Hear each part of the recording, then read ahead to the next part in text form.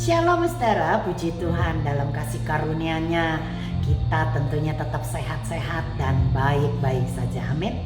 Dia karuniakan juga bukan hanya sehat-sehat jasmani kita, terlebih lagi jiwa kita juga dalam keadaan baik-baik dan sehat-sehat saja. Amin saudara. Saudara, saya perhatikan ada satu perkara saudara yang jarang sekali didiskusikan atau dibicarakan walaupun di dalam keluarga kita sendiri. Apa itu saudara? Iya, pada waktu kita berbicara dan mendiskusikan kematian, maka keluarga kita akan berkata, sudah jangan ngomongin tentang kematian. Takut, ngeri. Kenapa? Karena mereka takut kehilangan. Saya ingat pada waktu saya sering bercerita berkhotbah tentang kematian, anak saya berkata, "Mama, jangan suka cerita tentang kematian, bikin sedih aja, bikin ngeri saja." Saudara, hari ini saya ingin berbicara tentang kematian yang banyak dihindari orang, tetapi biarlah kita boleh memperoleh pengertian dan pengetahuan mengenai kematian. Sehingga kita tidak lagi menjadi takut, tetapi kita boleh mempersiapkan kematian kita dengan baik. Kenapa saudara? Karena menurut saya kematian itu adalah sesuatu yang pasti, sesuatu yang akan dialami oleh kita semua saudara. Betul ya? Entah itu kematian karena kecelakaan, karena bencana, karena mungkin saudara mengalami gempa bumi saudara, atau mungkin saudara karena perbuatan orang lain yang membunuh atau bunuh diri, atau lebih banyak orang meninggal karena penyakit. Nah saudara, jadi kalau hidup di dunia ini banyak yang tidak pasti, ya tidak ada kepastian dalam hidup, tapi kematian itu pasti. Saudara, kalau hari ini Anda miskin, belum pasti, belum tahu, mungkin esok lusa Anda menjadi kaya. Amin. Amin saudara. Kepastian saudara tidak ada yang pasti. Hari ini Anda sakit, besok akan sehat. Amin.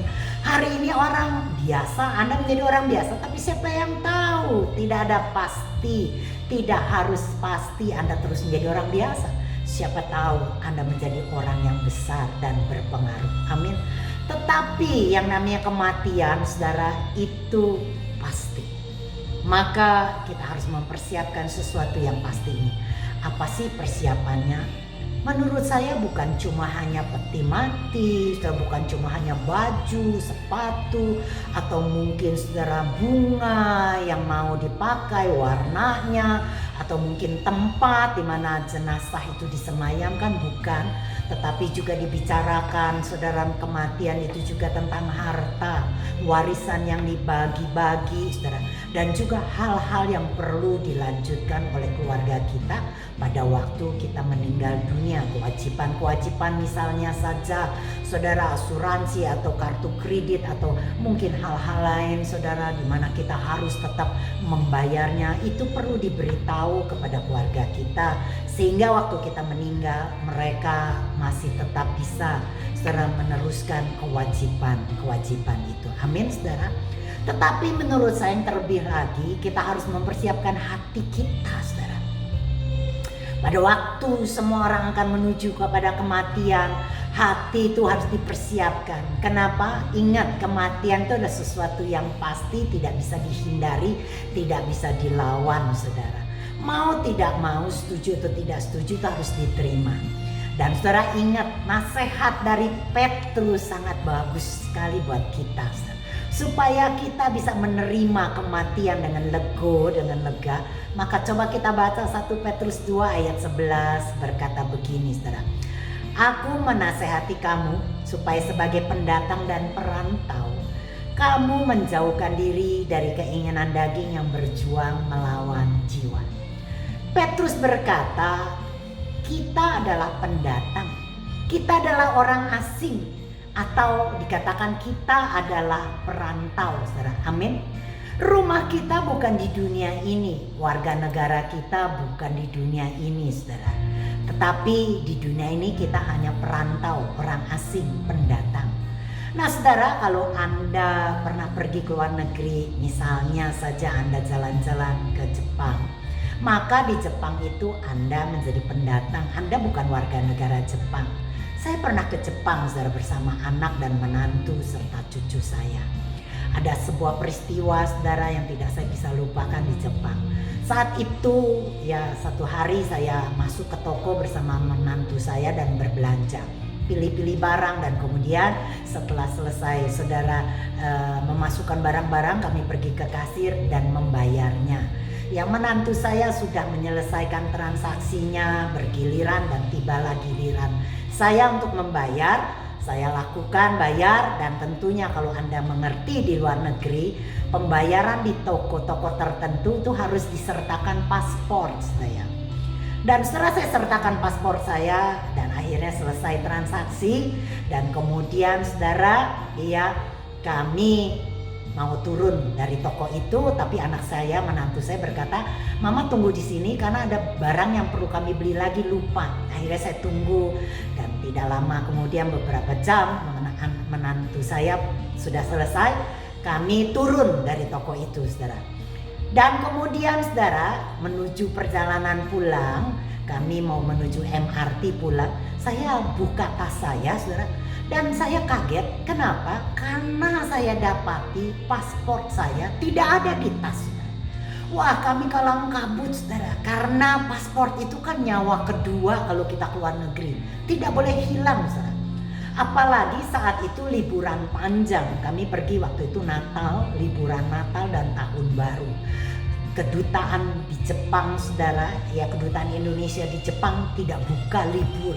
Dan saudara, anak saya dan saya bingung, apalagi saudara, saya berkata, waduh, saya tidak bisa pulang ke Indonesia. Anak saya berkata, ya udah mama tinggal aja di Jepang. Wow, saudara, walaupun Jepang itu negara bagus, indah, tetapi saudara, saya tidak mungkin mau tinggal di sana karena saya bukan warga negara Jepang saudara. Tanah air saya adalah Indonesia saudara. Sebagus-bagusnya, seindah-indahnya negara Jepang, saya lebih mencintai negara saya, Indonesia. Amin saudara. Nah, soal perantau, soal pendatang atau orang asing, saya juga punya pengertian seperti ini saudara. Pada waktu saya pergi berjalan-jalan di Israel, saya tidak bisa berjalan-jalan sendiri saudara. Saya butuh pemandu atau tour guide saudara.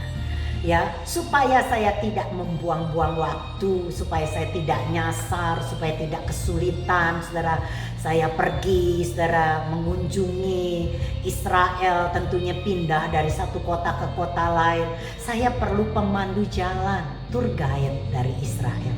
Kenapa? Karena mereka yang kenal jalan di sana, sehingga pemandu jalan itu bisa memimpin saya, ya menolong saya melewati jalan-jalan sehingga saya tidak membuang-buang waktu, tidak nyasar mencari-cari. Betul saudara, saya butuh pemandu.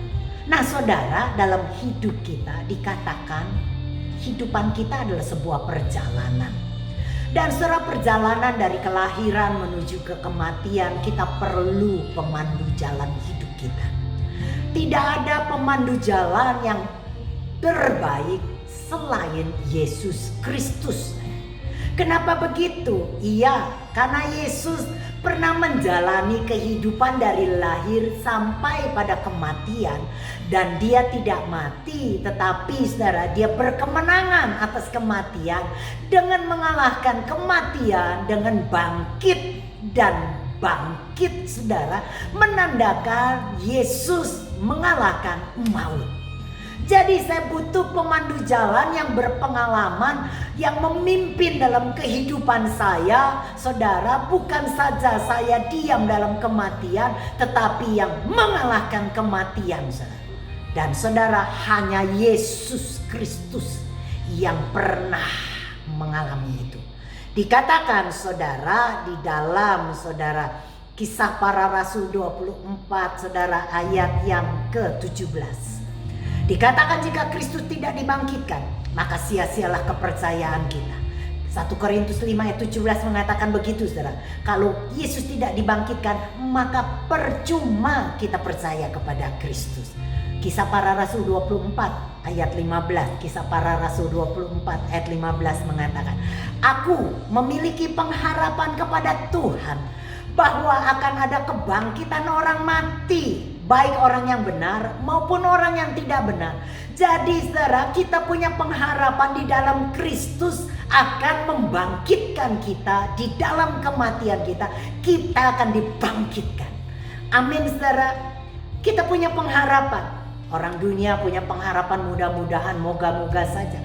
Tetapi pengharapan kita di dalam Kristus bukan moga-moga, bukan mudah-mudahan, tapi pasti ya. 1 Timotius 1 ayat 1 mengatakan Yesus Kristus adalah dasar pengharapan kita. Dia yang sudah mati, dia yang bangkit mengalahkan maut. Dan saudara, bukan cuma itu, tapi dia naik ke surga. Saudara, amin. Sehingga kita punya pengharapan yang pasti, bukan mudah-mudahan, bukan saudara. Titus 3 ayat 7 mengatakan supaya kita sebagai orang yang dibenarkan oleh kasih karunia berhak menerima hidup yang kekal sesuai dengan pengharapan kita. Amin. Jadi pada waktu kematian menjemput kita, kita punya pengharapan. Kita akan dibangkitkan bersama Kristus. Amin. Kematian bukan akhir. Kematian bukan titik, tetapi bagi kita orang-orang yang di dalam Kristus itu adalah merupakan awal serta kehidupan yang kekal. Pengharapan kita di dalam Kristus, saudara, kita menerima kemuliaan. Saudara ingat, dia mati, bangkit dan naik ke surga. Sehingga waktu kita mati, saudara, kita pun juga punya pengharapan. Kita tidak, saudara, luntang lantung, kita tidak punya tempat. No, tetapi Tuhan mengatakan, aku pergi ke surga menyiapkan tempat bagimu. Saudara, waktu kita meninggalkan dunia ini, kita sudah punya tempat yang kekal di surga. Amin. Untuk itu saudara, kematian bukanlah sesuatu yang menyeramkan, yang menakutkan. Tetapi justru saudara, kita berpindah dari dunia yang fana ini menuju kepada alam kekekalan yang luar biasa, penuh dengan kemuliaan. Buat kita yang mengerti akan hal ini, kita siapkan hati kita, maka kita tidak lagi menjadi takut pada waktu kematian mendatangi kita. Amin. Memang kita harus menyiapkan kematian kita yang lebih lagi. Saya terkagum-kagum saudara, bagaimana saya terinspirasi membaca dan mendengar kisah bagaimana orang meninggal menyiapkan segala sesuatunya.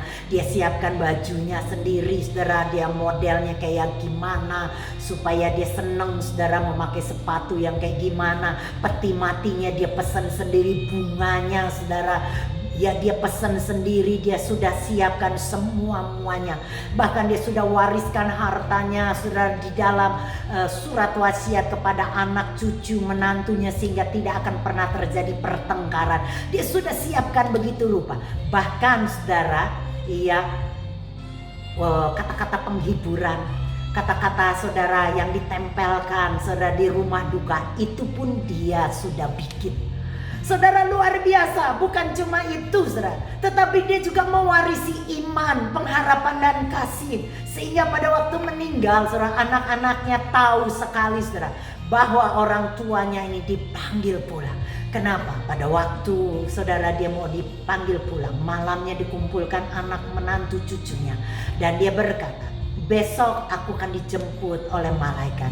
Kereta kudaku sudah akan menjemput aku dan aku akan pulang. Jangan sedih, jangan berduka, karena aku akan mempunyai tempat tinggal, rumah yang lebih kekal. Tuhan sudah memperlihatkan rumahku di sorga, sudah diperlihatkan kepadaku. Untuk itu anak-anaknya, menantunya, cucunya tidak lagi bersedih, karena tahu orang tua ini akan mendapatkan sesuatu yang lebih mulia. Amin. Saya berdoa biarlah saudara, sesuatu yang pasti ini, yaitu kematian, tidak menakutkan bagi kita. Tetapi kita boleh menyiapkan segala sesuatunya dengan dasar pengharapan yang kokoh, karena Kristus Yesus pengharapan kita. Amin saudara. Shalom bagi Anda, shalom bagi kita, shalom bagi Indonesia. Haleluya. Amin. Amin.